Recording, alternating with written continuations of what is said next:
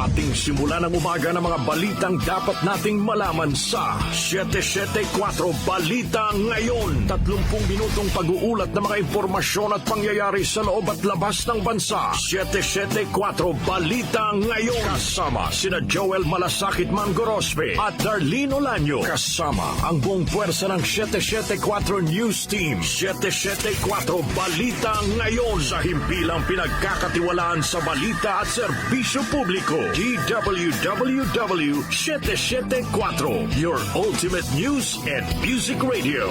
At ngayon, narito ang inyong tagapagbalita. 774 Balita Ngayon. Magandang umaga Luzon, magandang umaga Visayas, magandang umaga Mindanao at lahat po ng mga ka-music natin nationwide at worldwide. Araw po ngayon na Miyerkules, December 6, 2023. Narito na ang 774 Balita Ngayon. 774 Balita Ngayon. At sa ating headlines, mahigit 3,000 bagong abogado pasado sa 2023 bar examinations. Health Secretary Ted Herbosa at Agriculture Secretary Francisco Chu Laurel Jr. lusot na sa committee level ng Commission on Appointments. DOH, dininaw na wala pang outbreak ng walking pneumonia sa Pilipinas. Inflation rate sa bansa bumaba sa 4.1% noong Nobyembre. Lubang Occidental Mindoro na yanig nag-magnitude 5.9 na lindol. Pagyanig naramdaman din sa Metro Manila at Karatig, Lalawigan. Persons of interest sa pagsabog sa Marawi City, 4 na ayon sa PNP. At sa ating Metro News, unang 5 milyong pisong halaga ng smuggled na bigas at frozen meat na samsam sa isang bodega sa Quezon City. Provincial News, Kawayan City, LGU, natagpuan na ang eroplanong 5 araw nang nawawala. At sa international news naman, pondo ng Amerika upang tulungan ang Ukraine sa paglaban sa Russia malapit nang maubos. Sa atin naman sports alert, tennis star Alex Ayala at world number 2 Paul Bolter EJ Obiana nanguna sa mga batang atletang pinarangalan sa Cyclub Awards. At sa ating showbiz balita naman, TVJ wagi sa trademark case ng Eat Bulaga laban sa Tape Incorporated. Sa atin naman balitang kakaiba, isang lalaki sa Turkey binunutan ng ngipin ng nagpapanggap na dentista. Anong gamit kaya ano? Alamin Kaya natin. nga. Baka mamaya, Doc Pepe, flies yung ginamit. Mahirap yan.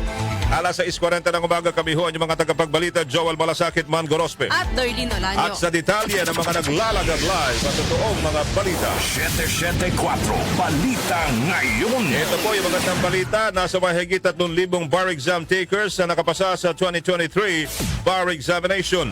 Ayon kay 2023 Bar Examinations Chairman SC Associate Justice Ramon Paul Hernando, sa 10,791 na applicants sa bar exam ay 10,387 lamang ang aktual na kumuha ng pagsusulit.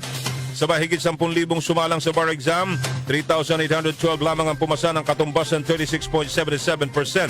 Top-notcher sa bar exam ngayong taon, si Efraim Porcion Kula B na mula sa University of Santo Tomas na nakakuha ng 89.20 o 2625%. Pumapangalawa naman si Mark Josel Padua ng Ateneo de Manila University. Sunod naman si Francis Camille Altunaga ng San Beda University.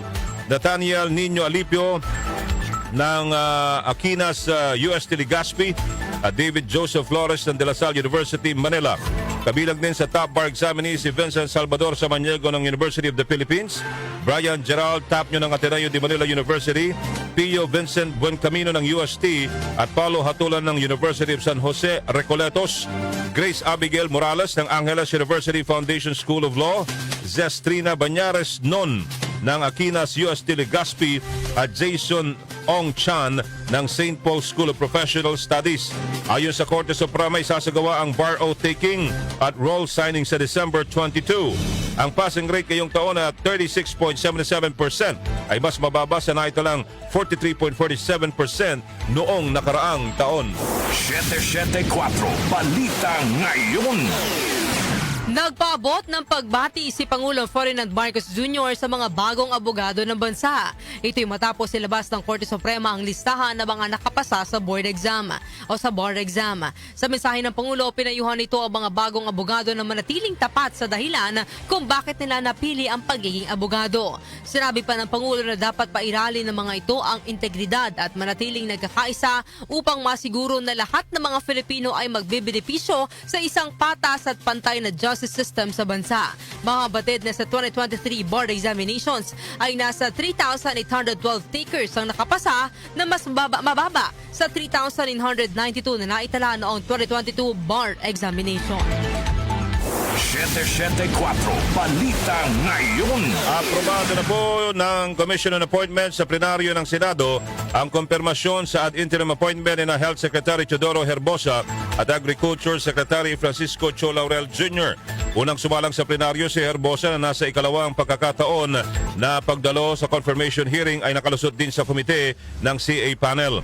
Sa sponsorship ni Senator Christopher Bongo, tinukoy nito na malawak na karanasan ni Herbosa sa sensya at kalusugan kung saan naging co-author ang secretary ng surgical safety checklist ng World Health Organization at tumulong na mag-develop ng emergency medical services sa mga bansang Palau, Fiji at India. Samantala, sunod namang naaprobahan sa plenaryo at nakalusot sa konfirmasyon ng CA ang fishing tycoon na si Laurel. Sa confirmation hearing, tiniyak ni Laurel sa mga mambabatas na hindi papaboran ng mga patakaran ng Department of Agriculture ang mga negosyo at kumpanya ng kanyang pamilya. Patunay din dito ang kanyang pagbibitiw at pag-divest sa mahigit 60 na mga negosyo. 774 Balita Ngayon. Nilinaw ng Department of Health na wala pang outbreak ng walking pneumonia sa bansa. Sa pagsalang ni Health Secretary Ted Herbosa sa Commission on Appointments, sinabi nitong ang pagdami ng kaso ng respiratory cases sa bansa ay dulot din ng panahon. Sinabi naman ni Herbosa na tumataas ang kaso ng respiratory illnesses sa mga bata sa China at maging sa ibang mga bansa sa Europa, subalit hindi anya ito dahil sa bagong virus na nagdudulot ng walking pneumonia. Ang dahilan anya ng pagsirit ng kaso ng respiratory illnesses ay mga dati ng microbes, mycoplasma pneumonia, respiratory syncytial virus at influenza. 774 Balita Ngayon. Alas 6:45 po ng umaga, iba pa naglalagab live na balita, bumagal sa 4.1% ang inflation rate sa bansa noong Nobyembre. Ayon sa Philippine Statistics Authority o PSA, ang natulang datos ay mas mababa sa naitalang inflation rate na 4.9% noong Oktubre. Kabilang sa nagdulot ng pagbagal ng inflation ay ang mababang presyo ng pagkain at non-alcoholic beverages, restaurants and accommodation services, pabahay, tubig, kuryente, gas at iba pa. Ang inflation rate noong Nobyembre ay pasok sa 4% hanggang 4.8% target range ng Bangko Sentral ng Pilipinas. 774 Balita Ngayon. Niyanig ng magnitude 5.9 na lindol ang Lubang Occidental Mindoro kahapon. Batay sa datos ng PHIVOLCS, naitalang epicentro ng lindol 18 kilometers northeast ng Lubang Occidental Mindoro na may lalim na 60 kilometers at tectonic ang pinagmulan. Naramdaman ang intensity 5 sa Lubang Occidental Mindoro at Puerto Galera Oriental Mindoro, habang intensity 4 naman sa Makati City, Quezon City, Taguig City, Malolos, Maykawayan, Obando at Plaridel sa Bulacan, Florida Blanca sa Pampanga, San Jose sa Batangas at Tagaytay sa Cavite. Intensity 3 naman ang naramdaman sa Caloocan City, Pasig City, Cuenca at Talisay sa Batangas, Bacoor at General Trias sa Cavite, Rodriguez sa Rizal at Mamburao Occidental Mindoro. Naitala naman ang intensity 2 sa Marikina City, San Jose del Monte sa Bulacan, Gabaldon, Nueva Ecija, Lucban sa Quezon, San Mateo sa Rizal at Odyongan sa Romblon. Intensity 1 naman ang naramdaman sa San Fernando sa Pampanga, San Pedro Laguna at Mauban, Quezon. Ayon sa PHIVOLCS, wala namang inaasahang may dudulot na pinsala ang pagyanig, ngunit posibleng makaramdam ng mga aftershock. 774 Balita Ngayon. Hindi raw ho natitinag ang 100% suporta ni House Speaker Martin Romualdez sa desisyon ni Pangulo Ferdinand Marcos Jr. na muling buksan ang negosasyon para sa peace talk sa pagitan ng pamahalaan at mga rebeldeng grupo. Binigyang diin ni Romualdez na mahalaga ang kapayapaan sa pagunlad ng bansa, kaya dapat itong subukang makamit. Nananawagan si Romualdez sa lahat ng mga Pilipino na magsama-sama sa pagsuporta sa peace process. Ayon kay Romualdez, sa pagpasok sa negosasyon ay isang hakbang upang mapag-isa ang pagkakahati-hati ng bansa. 774 Balita Ngayon. Maliban sa dalawang tukoy ng persons of interest ng Philippine National Police sa pagkapasabog sa Mindanao State University, ay may dalawa pa umanong kasabwat ang mga ito na nagsilbing lookout. Ayon kay PNP-PIO Chief of Police Colonel Jean Fajardo, ang dalawang persons of interest na tukoy na ang pagkakakilanlan ay positibong kinilala ng mga testigo. Sinabi ni Fajardo na hindi muna nila maaaring isa publiko ang pagkakakilanlan ng mga suspect hanggat nagpapatuloy pa ang investigasyon. Ang mga ito anya ay may kaugnayan sa isang local terrorist group na nag-ooperate sa Mindanao na mayroon ng kasong kriminal na kinasasangkutan. 774 Balita Ngayon. Itinalaga ng Liberal Party si dating Senadora Leila de Lima bilang kanilang opisyal na tagapagsalita. Ayon sa Pangulo ng Liberal Party at Albay 1st District Representative Edsel Lagman, isinagawa ang pagpili kay de Lima bilang LP spokesperson sa kanilang Management Committee o MANCOM meeting noong December 4. Binanggit ni Lagman na si de Lima ay dati na ring nagsilbi bilang Vice President for Policy, Platform and Advocacy ng LP. Si de Lima ay matagal nang miyembro ng Liberal Party at ayon kay Lagman, nais nito na maituloy ang kanyang aktibong papel sa pagsusulong ng mga advokasya ng partido sa larangan ng good governance, social justice at liberalism. 774 Balita Ngayon. Mayorya ng mga Pilipino ang tutol sa pagsasaligal ng divorce sa Pilipinas. Sa resulta ng tugon ng masa survey na isinagawa ng Okta Research Group, lumabas na 51% ang mga Pinoy ang tutol sa diborsyo, habang 41% naman ang pabor sa pagsasaligal nito. Karamihan sa mga sumusuporta sa divorce law ay mula sa Mindanao na nakakuha ng 48%, sinundan ng NCR na may 46%, habang Visayas naman na nakakuha ng pinakamataas na pagtutol sa divorce na 59%. Mahambatid na inaprobahan na sa Kamara noong March 21 ang divorce bill, habang nakalusot na rin ito sa Senado noong September 19. 774 Balita Ngayon. 10 minuto na lamang po bago umaga alas 7 ng umaga. Balita muna tayo mula sa 774 News Team. 774 News Report. News Report. Gobyerno pinaghahanda ng senador sa posibleng gawin ng China sa ikakasang Christmas convoy sa West Philippine Sea sa susunod na linggo. Detalye po ihahatid ni Conde Batak. Conde. Pinaghahanda ni Senator Francis Tolentino ang ating gobyerno sa posibleng gawin ng China sa planong Christmas convoy ng Pilipinas para sa ating mga sundalo na nagbabantay sa Ayungin Shoal at sa iba pang mga isla sa West Philippine Sea. Nagpulong kahapon sina Tolentino kasama sina Foreign Affairs Secretary Enrique Manalo at Philippine Ambassador to China Jaime Flor Cruz kaugnay sa gagawing Christmas convoy ng atin ito koalisyon sa December 11. Subalit naputol lamang ito dahil sa naranasang lindol kung saan lahat ng mga senador at mga empleyado ay pinalabas ng gusali. Babala ni Tolentino sa DFA na paghandaan ang ikakasang Christmas convoy dahil posibleng mas madagdagan pa ang ating magiging problema. Nangangamba ang senador na higit pa o hindi lang basta harassment ang gawin ng China sa mga volunteers na sibilyan dahil kung mababatid ay nagawa na ng China ang laser beam at cannoning o pagbomba ng tubig. Iginit ni Tolentino na chairman ng Senate Special Committee on Philippine Maritime and Admiralty Zones na hindi kailangang humingi ng permiso ng Pilipinas sa China para makapunta sa Ayungin Shoal dahil ito ay parte ng bansa sa West Philippine Sea. Inaasahang 40 mga bangka ang makikilahok sa 3-day caravan na inorganisa ng koalisyon para maghatid ng regalo sa mga residente at sa mga sundalong nagbabantay sa ating teritoryo. Conde Batak ng DWWW 774, your ultimate music radio. Maraming salamat, Conde Batak. 774 News Report. News Report. Parusang kamatayan muling binuhay sa Kamara kasunod ng pagbitay sa dalawang Filipino sa China. Narito naman ang report mula kay Grace Mariano. Grace. Umapela si Committee on Dangerous Drugs at Chairman at Surigao del Norte 2nd District Representative Robert Ace Barber sa Senado at House of Representatives na ikonsidera ang mga panukala para muling ipatupad ang parusang kamatayan sa Pilipinas. Mungkaha ito ni Barbers kasunod ng ulat ng Department of Foreign Affairs na mayroong 2 Pilipinong binitay sa China dahil sa pagiging drug courier. Ipinunto ni Barbers na ang mga kababayan natin ay nabibitay sa ibang bansa dahil sa kasong may kaugnayan sa drug trafficking, pero sa ating bansa ay VIP treatment naman ang tinatamasa ng mga dayuhang sangkot sa iligal na droga, lalo na sa mga Chinese nationals. Nagtataka din si Barber sa pagiging seryoso ng China sa pagpapatupad ng death penalty sa kanilang teritoryo habang sa Pilipinas ay bumabaha ng tone-toneladang shabu mula sa kanilang bansa na ipinupuslit sa ating pantalan. Dismayado si Barbers na tila sarado ang mga mata natin at tinatanggap natin ang lahat mula sa China tulad ng Philippine Offshore Gaming Operators o POGO at kidnapping syndicates, sleeper cells, illegal drugs at kung ano-ano pang kalokohan at illegal nilang gawain.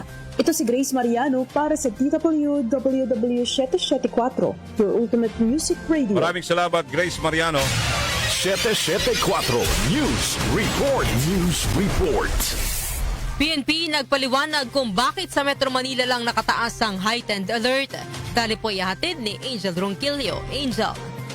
Sentro kasi ng komersyo ang Metro Manila. Ito ang naging paliwanag ni Philippine National Police PIO Chief Police Colonel Jane Fajardo kung bakit ang NCR lamang nasa heightened alert ngayon at hindi ang buong bansa. Ani Fajardo, pag-iingat na rin ito matapos ang insidente ng pagpapasabog sa Mindanao State University sa Marawi City noong Linggo na umaga at bilang bahagi na rin ng security measures ngayong holiday season. Pero paliwanag ng opisyal, binibigyan laya naman ng PNP ang mga regional directors sa magtaas ng alerto depende sa sitwasyon o tinatawag na security situation sa isang lugar. Tanging ang Mindanao lamang nasa ilalim ngayon ng red alert matapos ang MSU bombing. Kasunod dyan, tinitiyak ng pambansang pulisya na on the top of the situation pa rin ang pamahalaan sa pagtitiyak ng seguridad at kapayapaan sa bansa. Angel Ronquillo ng DWWW 774, your ultimate music radio. Maraming salamat, Angel Ronquillo. Samantala, mga bagong abogado dapat maging sandigan ng mga naghahanap ng galingan ng batas. Darito naman ang report mula kay Gina Mape. Gina. Joel Otlanini, nikayat ni Vice President at Level Secretary Sara Duterte ang mga bagong abogado na makiisa sa pagtatatag ng lipunang yumayakap sa pagkakaiba-iba, pagkakapantay-pantay, makatarungan at lahat ay kasama. Ang pahayag ng Vice Presidente ay kasunod ng pagbati sa mga law graduates na nakapasa sa 2023 bar examinations. Ayon kay BP Sara, at tagumpay na ito ay tagumpay ng kanilang pagsisikap, sakripisyo at katatagan sa harap ng paghihirap at mga pagsubok.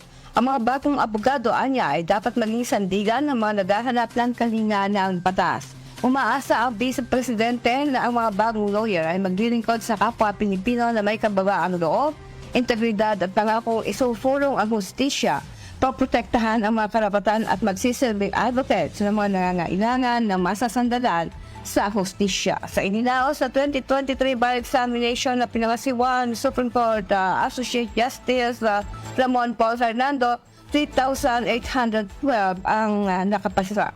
Ako si Gina Mape ng DWWW 774, your ultimate music radio. Maraming salamat sa iyo, Gina Mape. 774 News Report. News Report. 5 minuto na lamang po bago mag-alas 7 ng umaga. Ang oras ay hatid ng GSIS, Government Service Insurance System. Abot kamay ang ginhawa sa tulong ng GSIS Multipurpose Loan Flex o MPL Flex. Pwede na makapag-loan ng hanggang 5 milyong piso. 6% lang ang interes at hanggang 15 years ang paying period. Kahit isang buwan ka pa lang sa serbisyo, pwede nang mag-apply. Gamitin lang ang GSIS Touch App para mag-apply. For more details, visit www.gsis.gov.ph. Kami pa rin po ang inyong mga tagapagbalita, Joel Malasakit Mangorospe. At Darlene Olanyo. At si iba pa mga naglalagablay sa totoong mga balita. Metro News. Metro News. Sa Metro News, aabot sa 1,900 na sako ng ininalang smuggled na bigas ang nasabat po ng Department of Agriculture sa isang warehouse sa Barangay Paltok, Quezon City. Ayon sa DA, pag-aari ng Edward and Edith Merchandising ang naturang warehouse kung saan nasamsam ang nasa 5 milyong pisong halaga ng bigas na mula sa Thailand at Myanmar.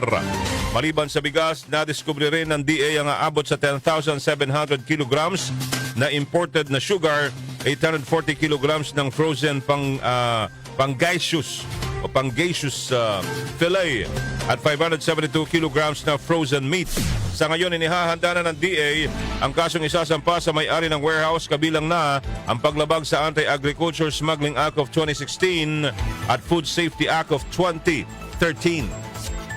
Metro News. Metro News. Pansamantalang ipatitigil ng Manila Water ang kanilang excavation activities sa ilang major thoroughfares na sakop ng Metro Manila East Zone. Alinsunod dito sa inilabas sa Memorandum Circular ng MMDA na nagsususpinde sa paghuhukay sa mga pangunahing kalsada sa Metro Manila dahil sa inaasahang pagtaas ng bilang ng mga sasakyan ngayong Kapaskuhan.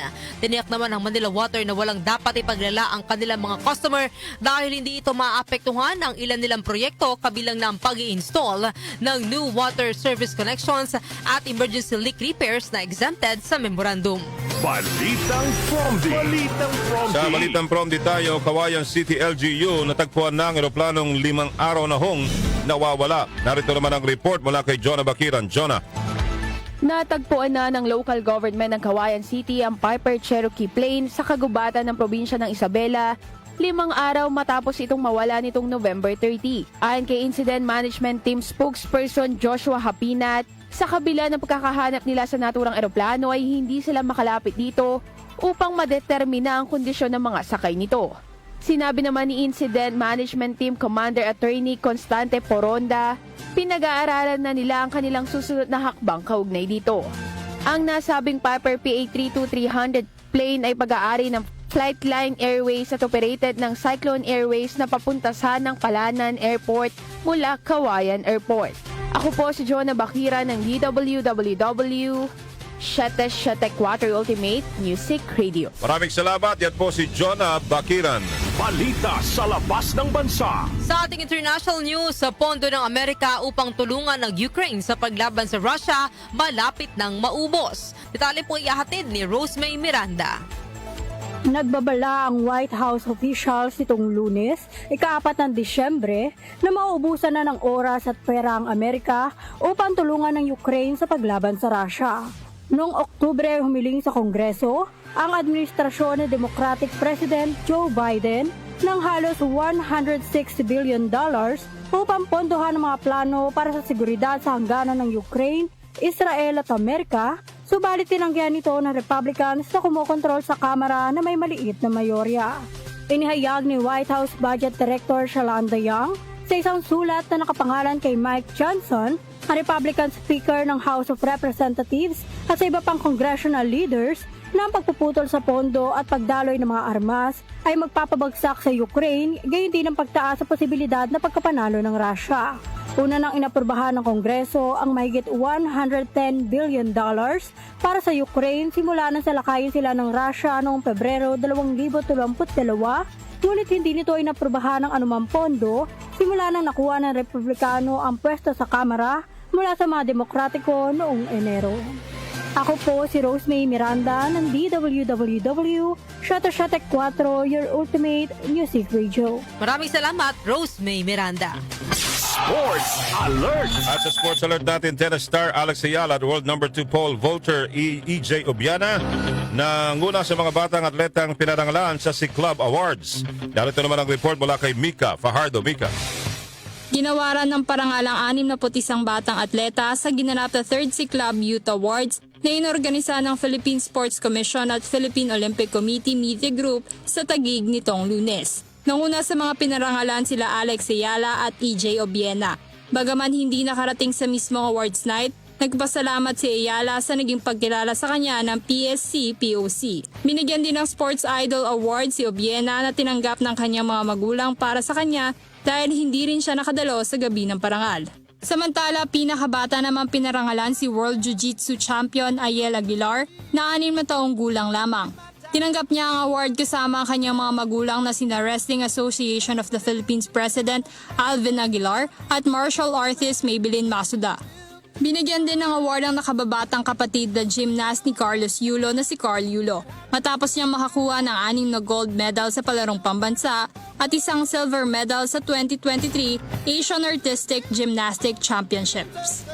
Ako po si Mika Fajardo ng DWWW 774, your ultimate music radio. Maraming salamat. Yan po si Mika Fajardo, the pride of Tondo. Showbiz Balita.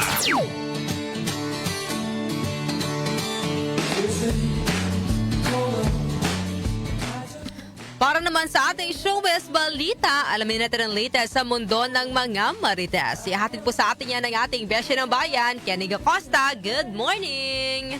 Happy and blessed Wednesday morning mga Beshi! Narito na ang mga latest chika sa mundo ng mga marites. Mga Beshi, kinansela ng Intellectual Property Office o IPO of the Philippines ang trademark registration ng Television and Production Exponents o TAPE Incorporated kaugnay sa paggamit ng trademark na Itbulaga at EB. Noong June 2023 nga nang magpasa ng petisyon ang TVJ o sina Tito Soto, Vic Soto at Joey De Leon na humihiling sa kanselasyon ng paggamit ng TAPE Incorporated sa trademark na Itbulaga. Batay sa 16 na pahinang desisyon ni Attorney Josephine Alon, Adjudication Officer ng Bureau of Legal Affairs ng IPO na may petsang December 4, 2023, nakalahad na ay hindi napatunayan ng TAPE kung paano nila nabuo ang trademark at titulong Itbulaga. Pinabura ng IPO ang TVJ at kinilala ang mga ito bilang tunay na nagmamay-ari ng titulo at trademark na Itbulaga matapos makapagsumite ng mga testimonya at eksplanasyon kaugnay sa pagkakabuo ng pangalang Itbulaga. Maalalang May 31 ngayong taon ang lisanin ng television legendary trio na sina Tito, Vic at Joey ang noontime show na Itbulaga sa ilalim ng TAPE Incorporated na producer nito sa GMA7 at ngayon nga ay umiere mula pa noong July sa TV5 sa ilalim ng titulong EAT. Samantala, naglabas naman ng reaksyon ang ina ni Andrea Brillantes na si Belle Brillantes kaugnay sa mga akusasyon na natatanggap ngayon ng kanyang anak. Mula nga nang lumutang ang pangalan o itinuturong third party sa hiwalayang Catherine Bernardo at Daniel Padilla, nakakatanggap na ng matinding pambabatiko si Andrea. Sa kanyang Instagram account ay nag-react ang ina nito sa anyay pagpapakalat ng hate and lies at negativity at patutsada sa mga nag-iintriga sa kanila na bahala na mga itong magkagulo. Sa comment section, may isang netizen na tinanong si Belle kung anong klaseng pagpapalaki ang ginawa nito sa anak, na sinagot naman nito at inisa-isa ang mga nagawa ni Andrea Brillantes para sa sarili at sa kanilang pamilya, gaya ng pagpapaaral nito sa mga kapatid, nakapagpatayo ng bahay at may sariling negosyo. At yan, hatid ko sa inyong mga showbiz chika. Ako yung showbiz reporter, Kenny Acosta. Happy and blessed Wednesday morning, everyone! Maraming salamat, Beshi Kenny Alam mo Acosta. yung issue na yan, partner? Ano naman pala wala naman na sila ni Catherine pala. Hindi niya pahayag yun. Ah? Fake news lang yun. Fake daw news. Hindi galing sa kanya yung mismong pahayag na yun. Edited lang yun, yung lumabas sa social media. Ganun ba? Oo. Na yung parang pahayag niya nawala na sila ni Catherine. Bago naging sila na ba talaga? Hindi, wala namang partner na sinasabi yung dalawa kung sila. So balik may mga netizens na nag-edit na pinapalabas na siyang nagsabi noon. Okay. So ganun pa rin yung issue. Oo. So yun pa rin, wala pa rin confirmation kung ano ba talaga malinaw na dahilan. Pero yung unang dahilan nung yung tungkol sa cellphone. Tungkol yung sa kondo. Diba? Yung nilabas na fake news ba yun? Dinideny ng mga sangkot, partner. So wala talaga tayong confirmation talaga. Buhay nyo yan. Dito na lang ako. Isang lalaki sa Turkey, binunutan ng ngipin ng nagpapanggap na dentista. Balitang kakaiba. Doc Justin, anong ginamit? Yes, Joel at Darlene, good morning. Araw ngayon, Wednesday, December 6. Isang buwang nagdusa sa sakit ng ngipin ang isang lalaki sa Turkey makaroon itong bunutan ng isang nagpanggap na dentista. Kwento ng 42 anyos na biktimang si Hakan Yildirim. Tumawag siya sa Kathleen District upang mag-set ng emergency appointment dahil sa sobrang sakit ng kanyang ngipin. Isang nagngangalang Simal Sinaslan na nagpakilalang isang dentista ang nakasakot ng kanyang tawag at sinabihan siyang pumunta na agad sa dental clinic. Matapos masuri ang ngipin ni Hakan, ay sinabi ni Semal na 4 sa mga ngipin nito sa unahan ang kailangan ng bunutin. Nagtiwala naman si Hakan at sinayaan niyang bunutin ni Semal ang kanyang ngipin. pero nagsimulang magdosa siya kan nang singilin siya ng isang butika sa mga gamot na niresita ni Simal na dapat ay covered nitong mandatory medical insurance dahil walang stamp ng doktor ang prescription. Sa kabila ng iniindang sakit, ay bumalik sa klinik siya kan at doon na niya nadiskubre na ang bumunot sa kanyang mga ngipin ay isa palang janitor. Dahil sa nangyaring ay muli na itong emergency at inabot na rin ng isang buwan bago tuluyang gumaling. Nagsampa naman ng reklamo siya kan laban kay Simal at nabayaran na ng nasa mahigit 193,000 pesos na danyos. Maliban dito, nasentensyahan din si Simal ng korte ng pagkakabilanggo sa loob ng 2 taon at kalahati. So, Joel Darlene, mga kaniusik, yan ang ating balitang kakaiba. Advice ganda natin sa ganitong mga sitwasyon. Talagang doon tayo, no, magpabunot sa mga otorisado, sa mga talagang totoong dentista. Hindi yung idadaan lang natin sa kung saan tayo makakamura. Pero doon pala tayo mapapamura talaga sa bandang huli. Mapapamura. So, again, wag nating tipirin yung ating sarili, lalo na kung kalusugan ang ating pinag-uusapan. Alright. Ngayon, balikan natin yung tanong ni Doc Lloyd Diaz ng Cubao. Bakit daw wake ang tawag sa bangkay, no, o lamay? Patay na nga, hindi na nagigising. Ano mo, Doc Lloyd Diaz, wala talagang ganong malinaw na eksplanasyon, pero basta sa aking pagsasaliksik, kaya wake ang tinatawag dahil doon sa bangkay na yun, kahit patay ng tao physically, ay alaala pa rin niya ang pinag-uusapan. So, kumbaga, ginigising o binubuhay natin ang mga natutulog na alaala natin sa yumaw. Okay? So, yan ang ating balitang kakaiba ngayong araw na ito. Para sa opinion mo, opinion ko, Doc Justin, just out na kami. Ano ba ang Tagalog ng wake? Wake. Paggising, di ba? Di ba yung paggising? Awake? Awake, oh. Gising ka, awake. Awake, gising ka. Pag-wake. Kaya nga tinatanong bakit daw wake eh. Kasi hindi naman daw gising. Oo nga, no. Pero wala naman talagang, di ba? Meron bang ganun talaga? Nakaano ba talaga yun? O gawa-gawa lang ng tao? The wake of...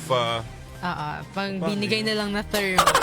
Parang yung explanation ni Doc Justin. Kasi nga, inaalala pa din yung memories nung nawala. Kaya parang, yung wake na lang din yung ginamit. Wake me up before you go. Pwede, no? Wake me up. Isingin mo ako bago ka umalis. O nga, ano? Bakit nga? Tuloy na paano tuloy ako ngayon? Napapaisip tayo. Papaisip tuloy ako. Anong opinion nyo po dyan, mga kaibigan? Alas 7 just na po ng umaga. Yan po ang kabuuan ng ang ating balitaan. Ngayong araw na ito po na Miyerkules, December 6, 2022 na po. Kami ho ang inyong mga naging tagapagbalita. Darlene Alanyo. Ako naman po, Joel Malasakit, Man Gorospet. Ito ang 774 Balita Ngayon. 774 Balita Ngayon.